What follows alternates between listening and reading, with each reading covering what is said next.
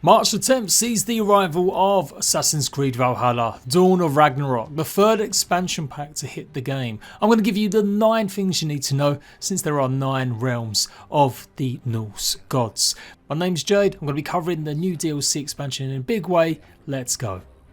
As far as we know, this third expansion brings a close to the Norse mythological sections of Assassin's Creed Valhalla.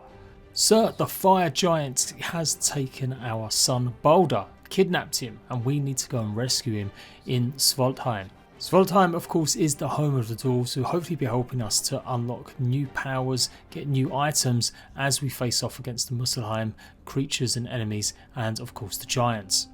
You'll also be discovering more links between the icue and the mythological realms. This expansion is billed as Assassin's Creed's biggest ever, over 35 to 40 hours long. The new powers really set this apart from other DLCs, as well as some additional activities like the Valkyrie trials. Dawn of Ragnarok is separate from the original season pass containing the 2 previous DLCs, and you will still need the base game to play.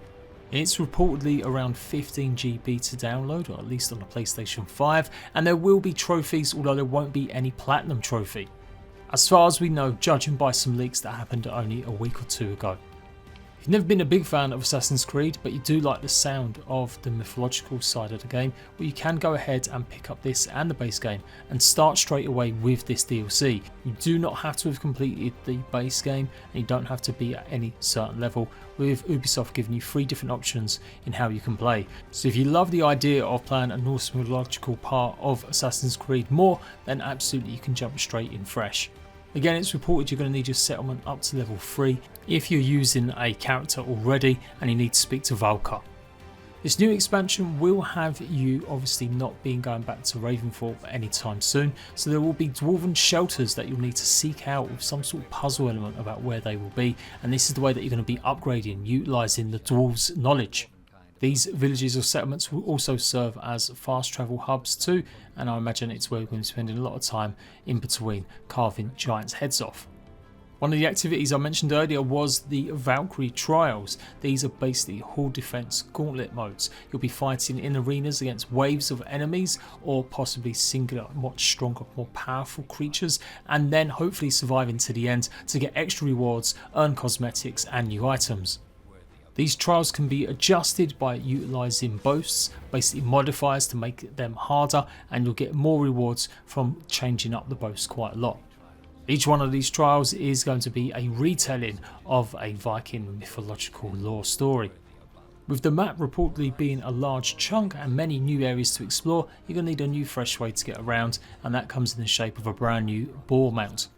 And apparently if you pre-order ahead of its release, you'll get a skin pack that you can actually use as either a flaming wolf and in the new Dawn of Ragnarok expansion.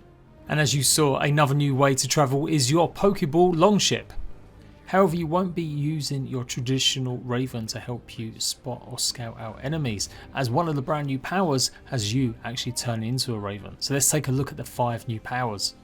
You'll equip these powers with a brand new bracer called the Hugo Rip. You can only have 2 active powers at any one time, and if you do find another new power, you have to decide and swap which one you want.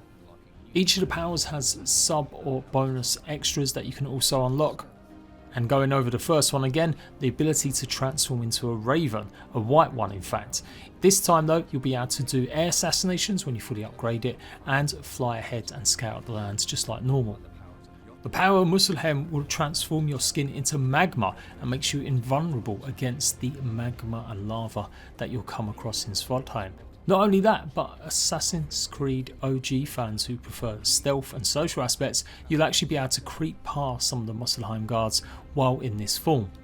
The power of ice will infuse your weapons with, ice powers that will do more damage against the Muspels and pretty much take them down hopefully a bit easier. The power of Jotunheim allows Odin to transport short distances. You'll be able to see knots in the world. Using a special arrow, you'll be able to blink to these locations and use it to dodge and move around a little bit whilst in combat. And then finally, the power of rebirth pretty much has you resurrecting fallen enemies. You'll be able to raise them from the dead and they'll fight by your side. Although be warned, it does look like there will be some enemy types that can also do the same thing, so you may need to take them out in quick succession. You'll be acquiring these 5 powers by taking them directly from the dead foes you vanquished. As said, you can only have 2 of these active at one time, and you can chop and change though at any point to see a combination of exploring some secret areas or getting through certain parts of the story and world. Sad news, you won't be using these powers in the main game.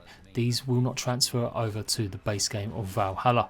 But don't be too sad, any gear that you actually earn, weapons, armour, you'll all be able to take that over to you to the base game. It's just not the powers that you can take. Part of that new gear set is the ARGB.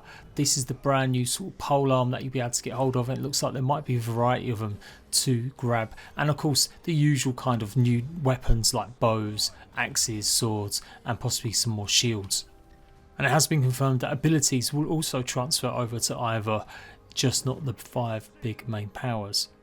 You'll be able to upgrade all the gear that you find in the normal way, but instead upgrading it to divine quality, and that will require some more items that you need to go and forage for and find before taking them back to the dwarves and letting them weave their magic. Polearms hopefully are going to mix the combat up quite a bit, as you're going to have light and more stronger attacks, hopefully being able to pull off some sort of semi-combo moves. So there we go, 9 things you need to know about Assassin's Creed Dawn of Ragnarok. I am obviously a bit excited for this. I haven't really played since the game came out, and I did a fair chunk of it. I've got plenty of starter guides if you still need a bit of help with the base game. But I wasn't as impressed actually with the mythological places in the base game. I felt like they were just a bit tacked on and didn't really kind of make sense, some of them.